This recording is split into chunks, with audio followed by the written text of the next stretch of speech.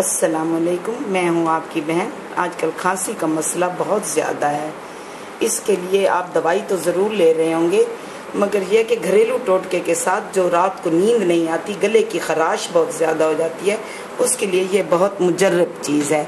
اس کے لیے آپ روغن بادام لیں یا سرسوں کا تیل جو اویلیبل ہو، اس کو ایسے انگوٹھے پہ یا ہاتھ پہ لگا کے، اس طرح لگا کے، اور یہ گلے، کان کے نیچے اور گلے تک یوں مالش کریں، اور یہاں لگائیں اور مالش کریں۔